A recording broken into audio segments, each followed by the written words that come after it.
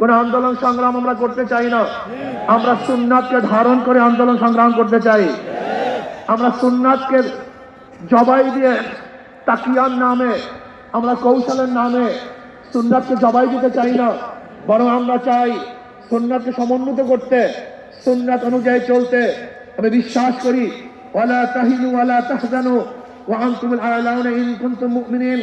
যদি আমাদের ঈমান মজবুত হয়, যদি ঈমানকে শক্তিশালী করতে পারি, তাহলে এমন আওয়াজ দেব আল্লাহু আকবারের ধ্বনিতে, যেরকম রাজা গৌর গমদের তখ্ত তাল ধ্বংস হয়ে গেছে, আমরা যদি আল্লাহু আকবারের ধ্বনি দিতে পারি, ঈমানের সাথে আল্লাহু আকবারের ধ্বনি উচ্চারণ করতে পারি, তাহলে বর্তমান ফ্যাসিস্টদের সমস্ত তখ্ত তাল ভেঙে চুরমার হয়ে যাবে ইনশাআল্লাহ। এজন্য শুধু আন্দোলনকে বলবো, খবরদার, জিকির ও ফিকির, জবানে জিকির থাকতে হবে, ব্রেনের মধ্যে ফিকির থাকতে হবে, কলমের মধ্যে শুকুর থাকতে হবে, অঙ্গ প্রত্যঙ্গে সবর থাকতে হবে। মনে রাখবেন, রুহানিয়াত ও জিহাদের সমন্বিত প্রয়াস। রুহানিয়াতকে বাদ দিয়ে কোনো জিহাদ আমরা চাই না। রুহানিয়াতকে বাদ দিয়ে জিহাদ করবেন, এটা জিহাদ হবে না, সন্ত্রাস হবে। কি হবে? সন্ত্রাস হবে। যেই জিহাদের সাথে রুহানিয়াত নাই, ওই জিহাদ জিহাদ না, বরং সন্ত্রাসবাদ হবে।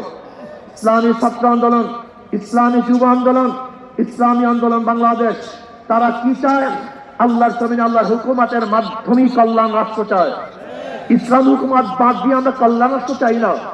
আমরা ইসলাম হুকুমাতের মাধ্যমে কল্যাণ রাষ্ট্র প্রতিষ্ঠিত করতে চাই। আমরা বিশ্বাস করি ইসলাম হুকুমাত ব্যতীত secularism, socialism, capitalism, communism, democracy কোন আদর্শ মানুষকে শান্তি দিতে পারে না, মুক্তি দিতে পারে না। একমাত্র মানুষের মুক্তির গ্রান্টি হলো ইসলাম হুকুমত। এই ইসলাম হুকুমত কায়েম করতে হবে। আপনারা জানেন, আজকে অন্তর্বর্তী সরকার কিছু সংস্কার করতেছে, তার মধ্যে রাষ্ট্র সংস্কার। অবশ্যই রাষ্ট্র সংস্কার করতে হবে। কেন? আপনারা জানেন, ফ্যাসিস্ট সরকার, রাষ্ট্রের এমন কোন বিভাগ নেই যে বিভাগকে ধ্বংস করে নেই, সমস্ত বিভাগকে ধ্বংস করে ফেলেছে।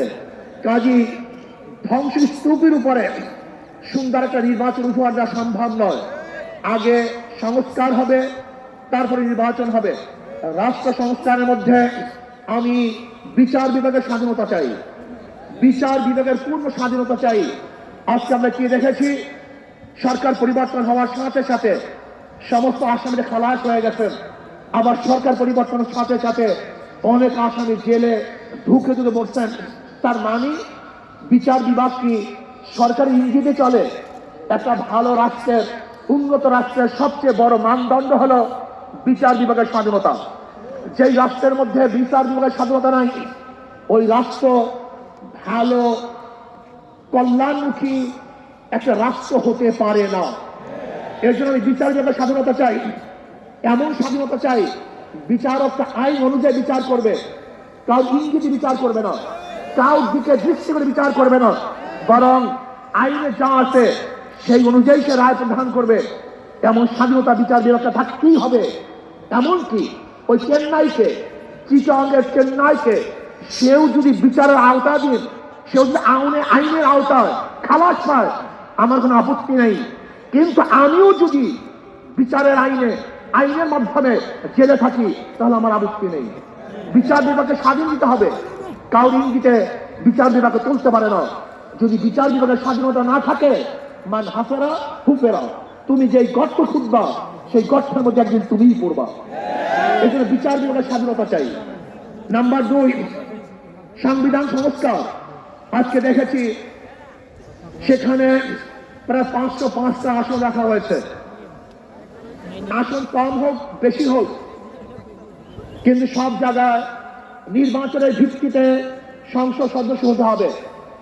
মহিলাদের জন্য সংরক্ষিত আসন 100, এটা আমরা মানি না।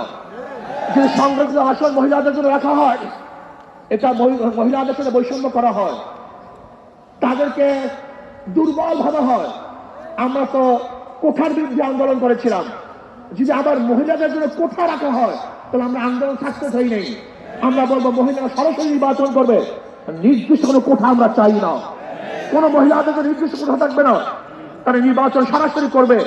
কাজী আমি অন্তর্বর্তী সরকারকে বলবো, মহিলাদের জন্য কোনো নির্দিষ্ট আসন ইসলামী আন্দোলন বাংলাদেশ এটা আমরা মানতে পারি না, এইটা আমরা চাই না। আমরা চাই দ্বিকক্ষ বিশিষ্ট হোক, এককক্ষ বিশিষ্ট হোক, পিয়ার সিস্টেমে নির্বাচন হবে, সংখ্যানুপাতিক নির্বাচন হবে। যদি সংখ্যানুপাতিক নির্বাচন না হয়, পিয়ার সিস্টেমে নির্বাচন না হয়, তাহলে আবারও কালো টাকা সরাসরি হবে, পেশি শক্তি ব্যবহার করা হবে, মানুষের ভোট অধিকার প্রয়োগ করতে পারবে না, আমাদের আন্দোলন ব্যর্থ হবে। আজকে জুলাই বিপ্লবে ইসলামী আন্দোলন কি ভূমিকা ছিল আপনারা জানেন। 5ই জুলাই বরিশাল আমরা ঘোষণা দিয়েছিলাম যে ছাত্রদের বৈষম্য বিরোধী আন্দোলনের সাথে আমরা সম্পৃক্ত। শুধু কি তাই, সেখান থেকে শুরু করে এমন কোন আন্দোলন নাই, সংগ্রাম নাই যেখানে আমরা মাঠে ছিলাম না। আমরা জীবনের মায়া ত্যাগ করে রাস্তায় ঝাঁপিয়ে পড়েছিলাম। আমি বিশ্বাস করি ইসলামী আন্দোলন বাংলাদেশ যেইভাবে দলীয় ব্যানারে বৈষম্য বিরোধী আন্দোলন অংশগ্রহণ করেছে, বাংলাদেশের অন্য কোনো সংগঠন দলীয় ব্যানারে এই আন্দোলনে সম্পৃক্ত ছিল না। শুধু কি তাই, ইসলামী আন্দোলন বাংলাদেশের যারা শীর্ষস্থানীয় লিডার নেতা তারাই মাঠে ছিল, কিন্তু যারা বৈষম্য বিরোধী আন্দোলনের বিরোধিতা করেছে, বলেছে যে এই সংগ্রামের সাথে আন্দোলনের সাথে আমরা সম্পৃক্ত নাই, তারা যদি আজকে নতুন ভাবে ক্ষমতা যাওয়ার স্বপ্ন দেখে, এদেশের জনগণ সেই স্বপ্ন পূরণ হতে দেবে না। সংস্কারের পরেই নির্বাচন হবে। আজকে সংস্কার করতে যারা বাধা সৃষ্টি করেছেন, আমি বলবো দীর্ঘ 16 বছর কোথায় ছিলেন? রাত ডাক ছেড়েই বলবো, দিনটা আপনারা কোথায় ছিলেন? প্রতিবার ঈদের কথা বলেছেন, ঈদের পরে আমরা আন্দোলন করব, ঈদের পরে সংগ্রাম করব, ঈদের পরে সেইটা করব। হাজারো ঈদ চলে গেছে, আপনারা আন্দোলন করতে পারেন নেই। কিন্তু ছাত্র জনতা আজকে আন্দোলনের ভিত্তিতে যে অর্জন করেছে, সেই অর্জনকে ধ্বংস করার চক্রান্ত করতেছেন। যেই বৈষম্যের বিরুদ্ধে আন্দোলন করেছিলাম, চাঁদার বিরুদ্ধে আন্দোলন করেছিলাম, দুর্নীতির বিরুদ্ধে আন্দোলন করেছিলাম, ধর্ষণের বিরুদ্ধে আন্দোলন করেছিলাম, অবৈধ হত্যার বিরুদ্ধে আন্দোলন করেছিলাম, মানুষের স্বাধীনতার জন্য আন্দোলন করেছিলাম, মানুষের মুক্তির জন্য আন্দোলন করেছিলাম। কিন্তু আমরা কি দেখলাম? 5ই আগস্টের পরে আবারও চাঁদাবাজি, আবারও দখলদারি, আবারও দুর্নীতি। না, বাংলাদেশের মানুষ এই চাঁদাবাজি আর দেখতে চায় না, দুর্নীতি আর দেখতে চায় না। যারা 53 বছর পর্যন্ত বাংলাদেশকে 5 বার দুর্নীতি চ্যাম্পিয়ন করেছে, ওই সমস্ত দলকে বাংলাদেশের জনগণ আর ক্ষমতায় দেখতে চায় না। বাংলাদেশের জনগণ কি ক্ষমতায় দেখতে চায়? ইসলামকে ক্ষমতায় দেখতে চায়। বাংলাদেশের জনগণ ইসলামী আদর্শের মানুষকে ক্ষমতায় দেখতে চায়। যারা খাঁটি ইসলাম, মদিনার ইসলাম নিয়ে সামনে অগ্রসর হবে, বাংলাদেশের মানুষ তাদেরকে গ্রহণ করবে। মদিনার ইসলামের বাহিরে কোন নব ইসলামকে বাংলাদেশের গ্রহণ করবে না ইনশাআল্লাহ। প্রভার আমার, আসুন ইসলাম হুকুমাতের জন্য আমাদের সাধনা করতে হবে, চেষ্টা করতে হবে। আমাদের আন্দোলন এখন সমাপ্ত হয় নাই, আমাদের সংগ্রাম এখন শেষ হয় নাই, আমাদের যুদ্ধ এখনো শেষ হয় নাই। ফেসিবাদের বিরুদ্ধে আন্দোলন করেছিলাম, এখন চাঁদাবাদের বিরুদ্ধে আন্দোলন করতে হবে, দখলদারের বিরুদ্ধে আন্দোলন করতে হবে, যারা দুর্নীতিবাজ তাদের বিরুদ্ধে আন্দোলন করতে হবে, যারা ডাকাত তাদের বিরুদ্ধে আন্দোলন করতে হবে, যারা দেশকে ধ্বংস করার চক্রান্ত করতেছে তাদের বিরুদ্ধে আরেকবার আন্দোলন করতে হবে। আজকে ভারত আমাদের দেশকে দখল করার চক্রান্ত করতেছে। আমি ভারতকে বলবো, আপনি আমাদের দেশ দখল করার চক্রান্ত করতেছেন, আমাদের দেশের দিকে চক্ষু তুলছেন, আঙ্গুল উঁচা করছেন। আপনি কি জানেন বাংলাদেশের অবস্থাটা কি? আমরা জীবনভর লড়াই করি, বেঁচে আছি, লড়াই করি, বাঁচবো ইনশাআল্লাহ। আমরা জীবনভর লড়াই করেছি, আরো লড়াই করব, লড়াই করতেই থাকবো। যতদিন পরিষ্কার হুকুমত না কায়েম হবে, ততদিন পর্যন্ত ইনশাআল্লাহ মাঠে থাকবো, ময়দানে থাকবো। প্রিয় ভাইয়েরা আমার, আগামী নির্বাচন আসতেছে, নহের সমাপ্ত কর্মমদের অবকাশ করে বিশ্রামের আজকের থেকেই আমাদের কাজ শুরু হবে। মাঠে ময়দানে প্রত্যেকটা দাঁড়ে দাঁড়ে ঘরে ঘরে গিয়ে মানুষ ইসলামের কথা বোঝাতে হবে, ভোট আদায় করতে হবে, ইসলামের পক্ষে আমরা ভোট নিয়ে আসবো।